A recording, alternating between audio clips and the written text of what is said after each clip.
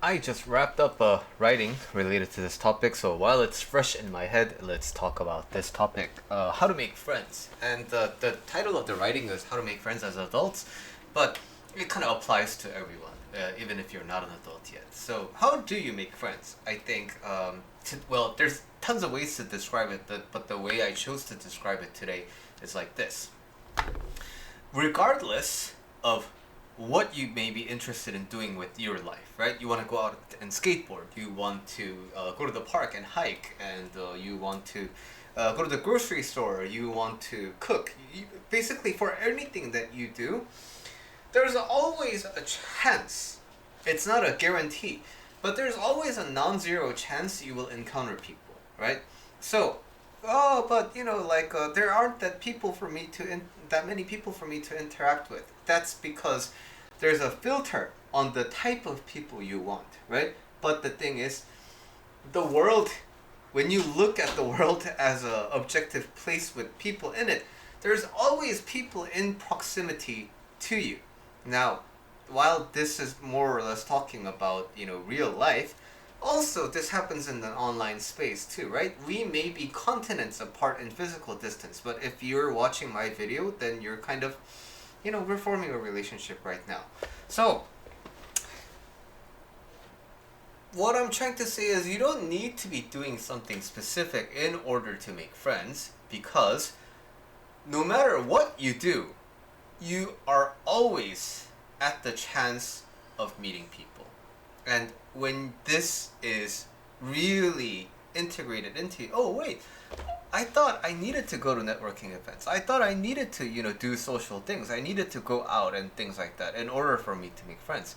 But you just focus on what you want to do with your life, what you want to do with your day, and then always be open to the idea that there's a non-zero chance I'm gonna meet someone today.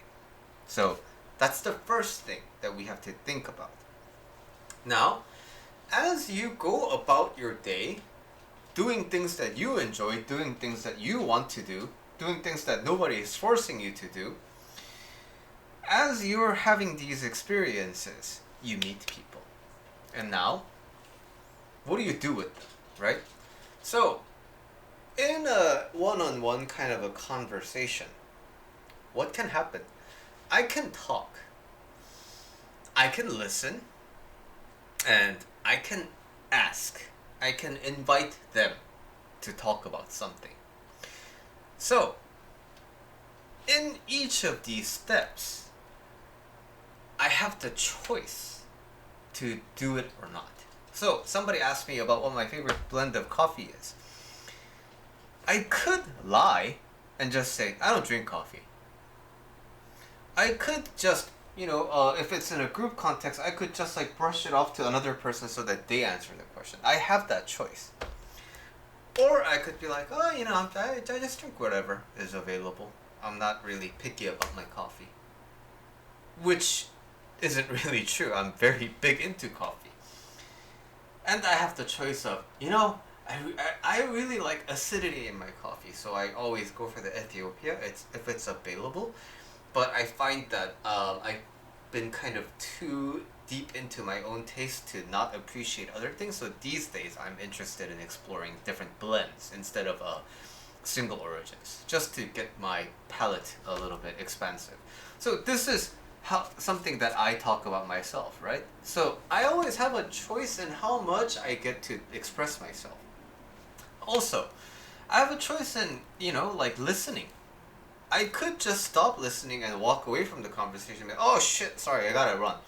Or, you know what? Sorry, I don't think this conversation is really working for me, especially if it's like a Tinder date or something. And but I wish you the best, and then let's just be on our ways. We can do that. Or you could basically what I'm saying is, for talking, listening, asking, you have degrees of freedom.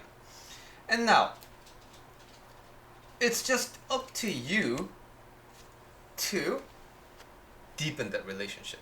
But this doesn't mean there's other people aren't going to deepen the relationship for you. Sometimes other people will come up to you, and then they will provide you the opportunity to deepen that relationship. But if you solely rely on that, that means you're kind of depending on other people for your experiences. And I'm a very big no-no about that, right? I want to be responsible for my own kind of experiences. So, as I am opening up to people, then I'm faced with this question. But what do I talk about? What's a good topic, right? Like, what if I come across as too serious? Or like, what if I'm just talking about some random bullshit that doesn't even matter, right? Okay, so,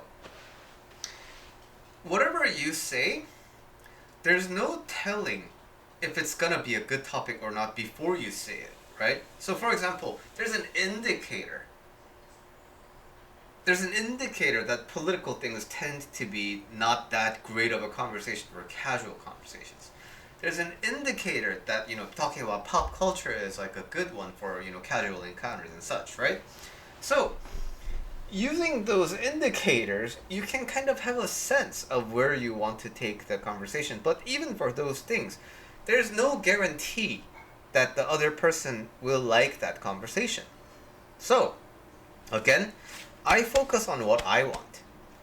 I want to talk about this, and I'm wondering if you want to talk about this. If you do, good. If you don't, good.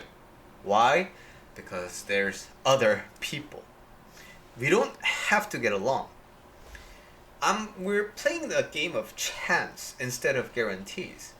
So, the more we just focus on living our lives the way we want to, and the more we focus on inviting people to opportunities to deepen relationships, because people are always generally around, the more you just have a chance of organically forming friendships. And this is how friendships work, I think, in a controlled manner. And so, using the indicators, you have a conversation about, pop culture, and then suppose you're talking about, Taylor Swift. And now, the person you're talking to seems to have a really positive impression on Taylor Swift. So, if we talk about female empowerment in a casual conversation, that might not be like the most, easy conversation for casual things, right? But this person's already interested in Taylor Swift. So I think the indicator tells me talking about female empowerment might be, in this specific context, it might be easier to talk about. So you take a chance at that. We might not be, engaged in, conversations about politics or geopolitics, but suppose we're talking about current events and then, talking about all the wars, and they have a very passionate point of view about something, right?